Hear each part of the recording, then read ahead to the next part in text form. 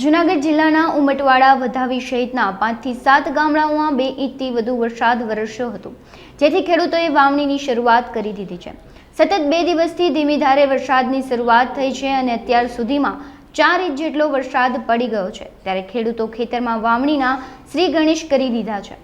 હવામાન વિભાગની આગાહી મુજબ આગામી વાવણી લાયક સાર્વત્રિક વરસાદ થવાનો હોય, પરંતુ જૂનાગઢ તાલુકાના ગ્રામ્ય વિસ્તારોમાં વરસાદ થઈ જતા વાવેતરના શ્રી ગણેશ કર્યા છે, જેમાં મગફળી, કપાસ, સોયાબીન સહિતના પાકનું વાવેતર ખેડૂતોએ શરૂ કરી દીધું છે।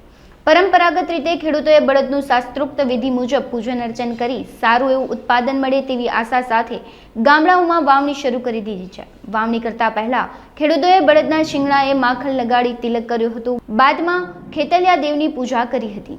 મારું નામ પંકજભાઈ અર્જુનભાઈ પટોડિયા, ગામ ઉમટવાડા, અને 2 દિવસથી વરસાદ ચાલુ થઈ ગયો છે અને વાવણી લાયક હાઈ ક્લાસ વરસાદ થઈ ગયો છે। ખેડૂતોમાં ખુશાલ છે અને અમે આજે વાવણીનું વાવેતર કર્યું છે અને જે જૂના બાપદાદા વખતમાં રીતિ રિવાજ મુજબ બળદના શણગારથી અમે વાવણી કરીએ છીએ અને શ્રીફળ વિધિ અને ગોળ ધાણાથી અમે વિધિવત રીતે વાવણી કરી છે અને આ વર્ષે વરસાદ સારો થઈ ગયો છે અને વાવણીમાં બધા ખેડૂતો ખુશાલ છે અને માંડવીનું વાવેતર કર્યું છે અને 35 વીઘાનું વાવેતર, અંદાજે મગફળીનું વાવેતર ચાલુ છે અત્યારે, અને આ વર્ષે વરસાદ સારો રહે એ બધા ખેડૂતોને આશા છે।